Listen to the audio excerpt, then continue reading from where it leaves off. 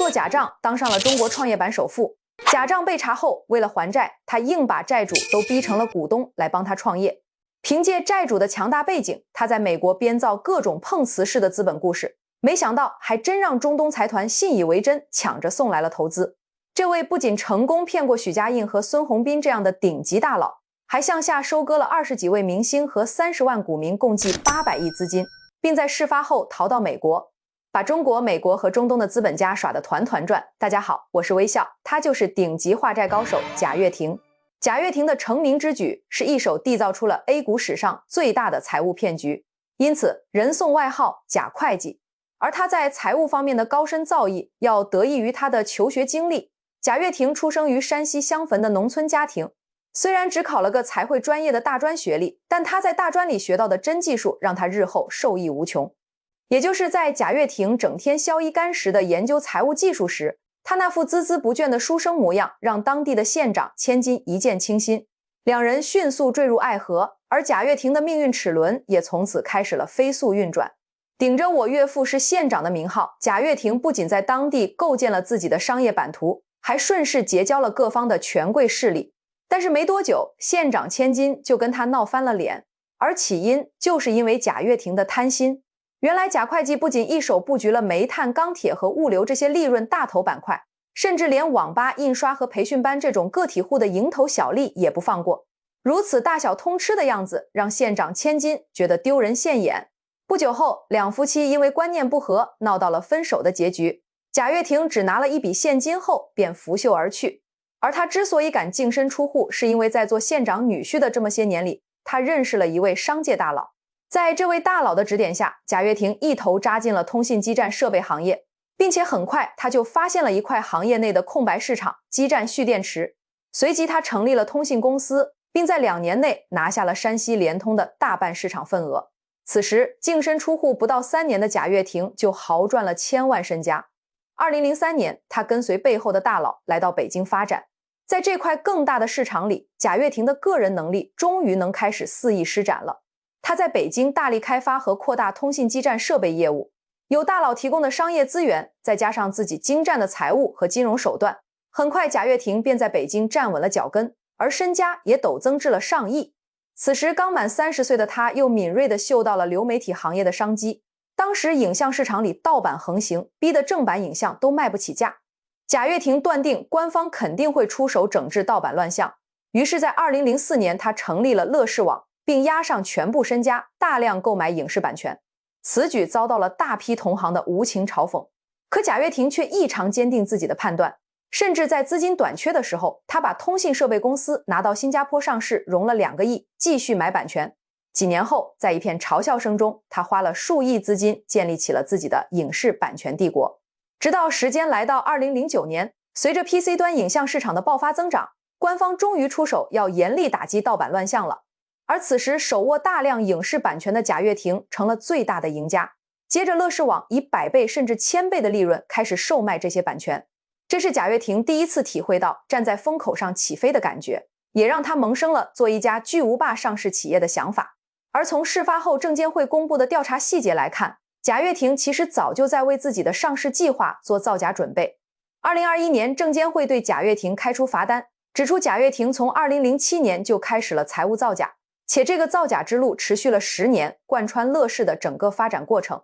2007年乐视的虚增收入才939万，到2016年就做到了超5个亿。什么伪造合同、虚增收入，用复杂的资金循环掩盖真实经营情况，可以说贾跃亭把在学校里课本上的反面案例都用了个遍。总之，当初一番造假下来，乐视在2010年上市时的财务报表是非常亮眼的。然而仅仅靠财务造假还不足以让贾跃亭扬名商界，于是接下来他把造假之路升级成了造梦之路。在给投资人和消费者造梦这件事上，贾跃亭可谓是煞费苦心。他在潜心研究了编导和 PPT 制作技能后，在新华字典中找到了4个字作为乐视的战略线路，这4个字就是生态化反。生态这个词现在虽然已经被各大公司用烂了，但是在当年，那可是阿里巴巴和腾讯这种业务面极其广泛的企业才敢拿出来吹嘘的。而贾跃亭在后面还加上了化反2个字，就显得异常的巧妙了。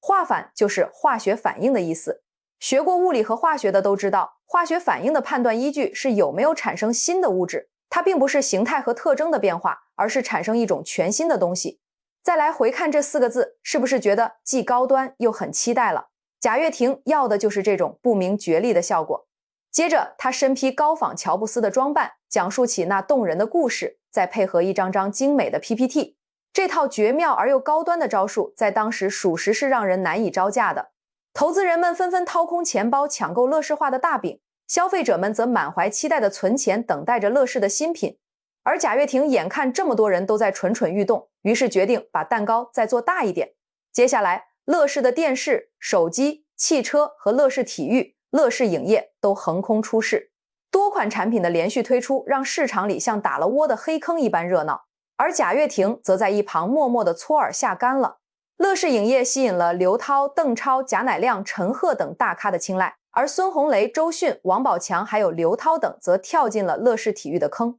可怜的刘涛脚踩2坑，被割走了5000万，整个娱乐圈一起为乐视贡献了2个亿。而在硬件市场上，贾跃亭玩起了亏钱抢市场的套路，各种最新最好的零件都往手机和电视里塞，整出来的产品主打的不是性价比，而是亏损比。贾跃亭一手玩着商业套路，另一边实时更新造假后的经营数据，有理有据的表演让骗局异常的逼真，逼真到让还没有上车的投资人急得跳脚。在当年乐视体育宣布融资计划时，有投资人竟然霸凌般的先往乐视公账上打几个亿。在如此疯狂的抢购热潮之下，乐视的估值瞬间超过了200亿。要知道，当时乐视的净资产也才不到4亿元。然而进一步把乐视推向巅峰的则是股票市场。仅仅不到1年的时间，2013载乐视的股票市值竟然从100亿飙升到直逼2000亿。而贾跃亭也凭借着乐视股票的市值登顶了中国创业板首富，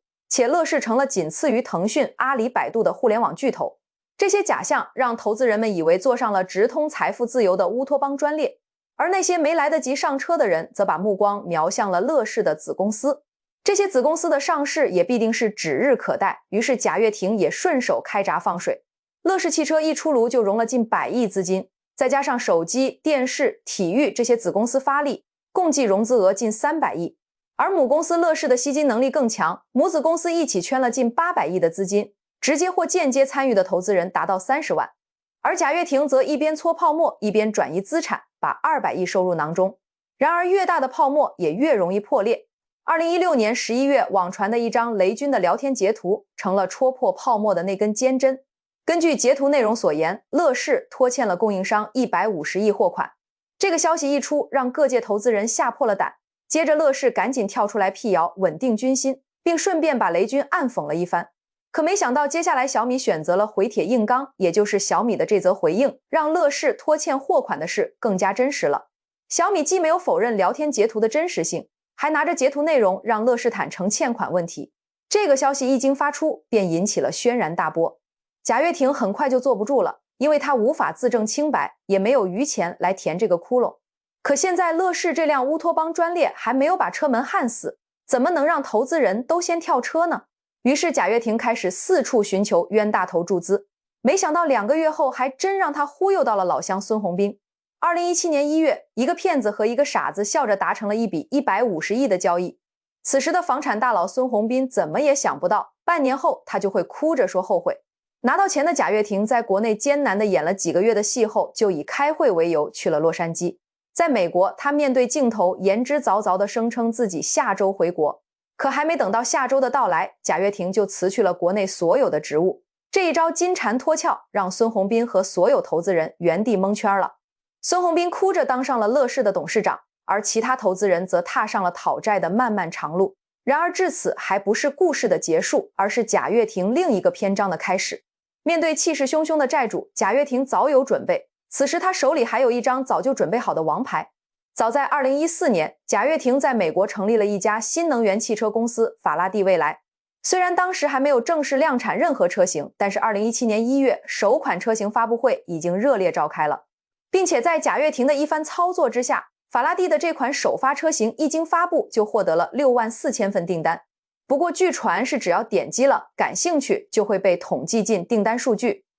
可不管怎么说，贾跃亭在美国的造车之路开始的还算轰轰烈烈，并且这可是全球唯一一家国人在美国创立的新能源汽车公司。如果反过来对标的话，法拉第的地位是跟特斯拉齐平的。有了这个名头，再加上他在国内已经练得炉火纯青的忽悠本领，很快贾跃亭就吸引到了另一个跟他不相上下的大人物。2018年6月，大名鼎鼎的恒大老板许家印拿着20亿美元买成了法拉第的最大股东。虽然仅仅4个月后，两大高手就闹翻了，但是贾跃亭成功的从许家印口袋里拿到了第一笔8亿美元的首款。这一操作让国内的追债人震惊了，原来贾跃亭还能玩得这么花。此时摆在这些债主的面前有2条路，第一就是在国内追偿，但是追回来的钱可能连欠款产生的利息都不够。第二就是答应贾跃亭在美国慢慢赚钱还债。很明显，在看到贾跃亭的本事之后，债主们都选择了第2条路。但是贾跃亭断然不会让自己被债主们永久拿捏，于是接下来最精彩的一步棋来了。2019年10月，贾跃亭先在美国申请了个人破产，接着11月他在洛杉矶召开债权人大会，总计29.6亿美元债务都打包重组进了一份债权人信托。债权人可以根据这笔信托按比例持有法拉第 16% 的股份，并且在之后可按规定自行减持股份套现，但是每笔股东减持的收益，贾跃亭要抽成 5%。 就这样一来，贾跃亭瞬间就把几百亿的债务解决了，而且名义上他还收获了一大批实力背景强大的股东。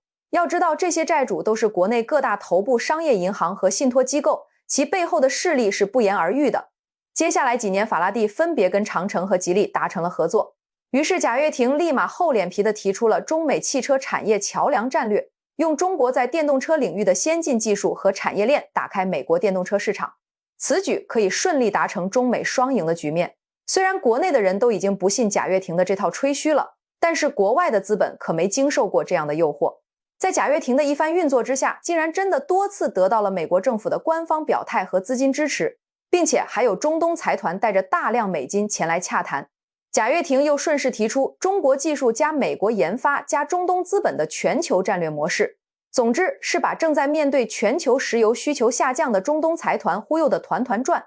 据统计，中东资本在23载和24载就向法拉第投了超2亿美元，而且相信贾跃亭在之后会让中东财团爆出更多的金币，毕竟他的忽悠本领是有着多国实战经验的。话说回来，贾跃亭对国内那些没上谈判桌的小债主也是有交代的。2025年4月，他提出了股东股民 First 的计划，承诺将股权激励收益的 50% 用于还债。这个承诺的先决条件是法拉第未来市值达到160亿美元后执行，同时他进行个人资金绑定，将其升值奖金120万美元税后金额增持 FF 股票，并锁定至少1年。只不过他提出计划的当时，法拉第未来的市值才1亿美元。看到这里，相信大家跟我一样，不得不佩服贾跃亭的本事了。就在去年的7月16日，贾跃亭宣布又融到了 1.05 亿美元。至此，他的法拉第未来汽车已经总计融资超过了50亿美元。